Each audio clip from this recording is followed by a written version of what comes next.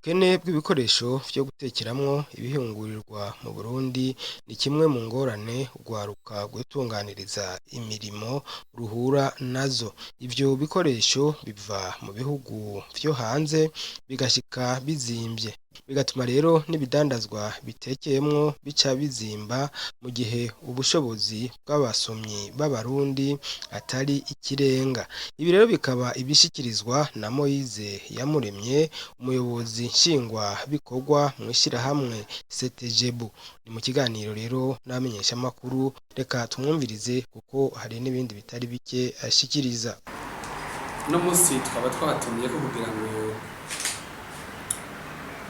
tubamenyeshe canke dutange iciyumviro kuvyo ku ngingo iriko gufatwa n'urwego BBN. Twese dusanzwe tuzi kubijanye n'amambaraje, les emballages en plastique, ibyo twita les emballages de récupération à usage unique murazibona. Nibaza ko ni ibintu byatangiye kuva kera 2017 2018, aho leta yagize umugambi mwiza harimwo kugerageza gukingira ibidukikije kugira ngo izo emballage, les sachets, ajya amabouteille en plastique à usage unique,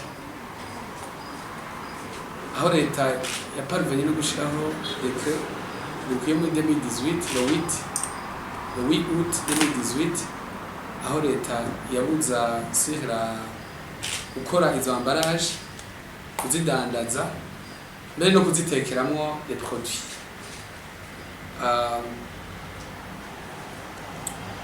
Byagiye bibandanya leta ikomeza gutera kamo abadandaza bafise amahinguriro atandukanye, mugabo uri kuraraba hariho byinshi byakozwe ukabona ko muri communauté abadandaza ikintu c'amasashe kiko kirava ku isoko n'ahatari 100%, ko amasashe aracari. Ico ni ikintu cyo gushimira leta kuko biri mu mugambi mwiza wo gukingira ibidukikije. Ariko kandi hariho n'ikintu cyo gufata emballage, ugasanga emballage ya societe imwe abadafise iya capacité yo gukora amambaraje yabo, ugasanga batanda gukoresha emballage y'abandi. Nabyo nyene si vyiza kubera ko bajya babigoye bagakoresha amambaraje yabo, abandi bakataya profita, si vyiza muri marketing. Niho rero ubona ko BBN yagerageje kwifata mu migwe, irahimiriza mbere baranagira n'amaséance de sensibilisation, amaséance d'information kugira ngo umuntu wese yaba umudandaza yaba asanzwe bahingura ibintu bikenera amambaraje kugira ngo bose bafate des mesures cyangwa ingingo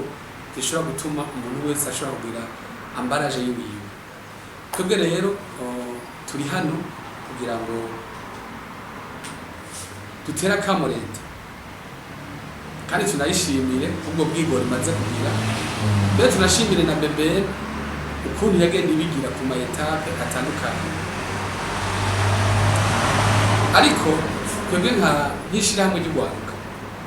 hari ibyo tubona bitameze neza, tuba twifuza gutera kamo umuntu wese kugira ngo agire icyo aterereye. Aho tuba tuvuze leta, tukavuga le secteur privé, umuntu wese yumva ko ashobora guterera kugira ngo iki kibazo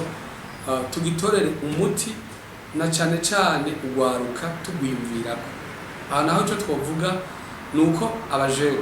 turafise imigambi myinshi mu gihugu leta igerageza gushiraho yo guherekeza urwaruka. Mugabo uri kuraraba mbere n'ingurane ziganatangwa, ugenda kuraba tugeze kibazo ca emballage kibi kibazo gikomeye cane, aho abajene baronka uburyo leta yashize mu migambi itandukanye paege za bije, mugabo bageze kuri emballage ugasanga kibaye ikibazo gikomeye. Twebwe natwe turaharaba nuko tubona ko mu Burundi nta masosiyete cyangwa ama entreprise ariko arakora amambaraje y'abantu. Abenshi bariko bakura amambaraje mu Buganda, iyo ivuye mu Buganda igashika hano ku butaka bw'u Burundi ikizimba ibyo rero bigaca bituma babajene bacu bafise irya migambi barose uburyo biciye bafashijwe na leta canke n'abasanzwe bafasha leta n'abafasha urwaruka ko twiba bakoze ibyo bakoze birabije ku isoko bigaca biza bizimvye ico ni kimwe hanyuma bagaca babura isoko ikigira kabiri naco naho baronka yambaraje hari abiyaranja canke bagerageza gufatafatanya utuntu cyangwa bakempirira utuntu bakikorera ambaraje ugasanga la karite ya ambaraje ntiyatira hariho n'abandi rero twovuga umugwi wowo niyo capacité cyangwa ubwo bushobozi bwo gushobora kwikorera ambaraje atabyo bafise. Aha rero tuko turabiraba turashimira leta n'ingingo nziza twese dushigikiye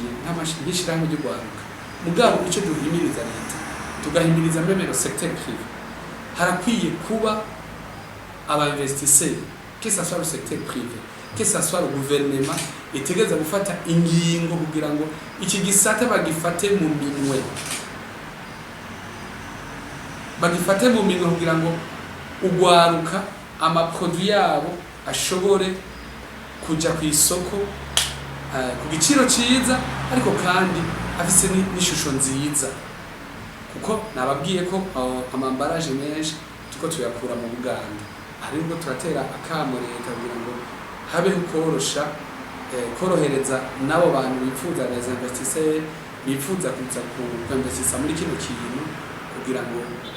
kijane gukora amambaraje kugira ngo ubwo Rwaruka sugwaruka gusa abarundi bose abantu ko barahingura ibintu baronke ambaraje bishoboye kuborohera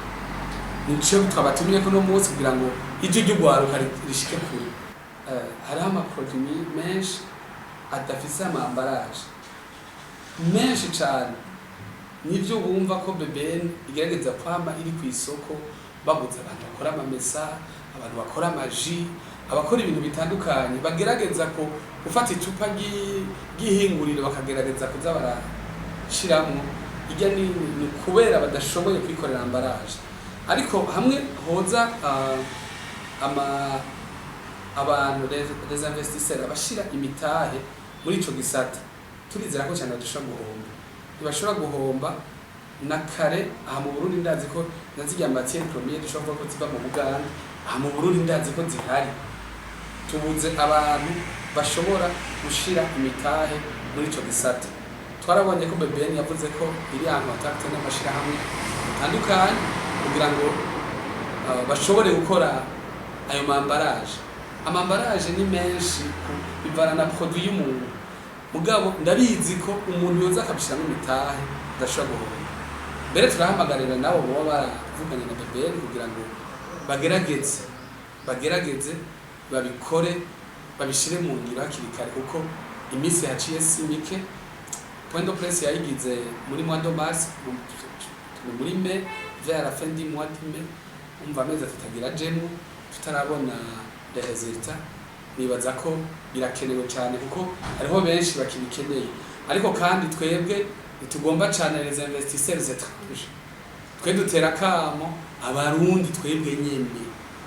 abarundi twe tuzi Burundi kubera iki turondera abo hanze abarundi turashoboye kubera iki atabarundi boshira imitahe muri kino gisata nibo duhamagarira ubwa mbere mugabo nabo nyene turasaba leta iborohereze uje n'amakori bishoboye bishobotse babexonere kugira ngo iki gisata gishobora gutorega umuti. Ikindi kibazo kijanye na mbega nizihe ambaraje mbona bikenewe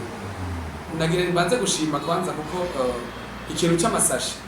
urabona ko uno munsi ugiye ku isoko nta masashe ubona mu isoko cyane naho irade produits zitekeye mu isashi ivyo no rugamba uko munsi wa leta canke inzego za leta zikomeza gukora ku munsi mugabo intambwe yo gushima irahari mugabo hariho ibidandaza byinshi bikeneye ambaraje aha twovuga hari abantu bahingura urumungano bahingura amamesa hari abajene bakora les produits cosmétiques ama produits yo kwisiga amavuta yo kwisiga hariho abajene bakora reju rero unashima BBN yamaze gusertifya usanga bafite ikibazo na ambaraje. Abajene tuganira kubwira ko nk'ukora nk'isabuni cyangwa ukora amavuta ashobora kubwira ko ambaraje yiwe ashobora akambara shanga cupa gatoyi agakuye mu Bugande gashikanga ku mahera amajanani hama kazosanga agashizemo amavuta yo kwisiga ashizemo nk'amavuta ya 600 cyangwa 700 kazosanga ambaraje yonyene cyangwa aho gacupa katwara à peu près 40%. Azokadanaza ngahe ya pouvoir d'achat ubushobozi bw'abarundi bwo kwisoko bwo kugura ikintu ugaca usanga ibintu byabo niko birasohoka c'était des produits nziza mugakubera ambaraje iva hanze amakori ama transport ikatishika ngahe nzimvye mugaha hamwe yokorerwa hano mu Burundi wacu ayironka ku mahera make presque la moitié hama n'abarundi bashobora kuyigura ku giciro ciza.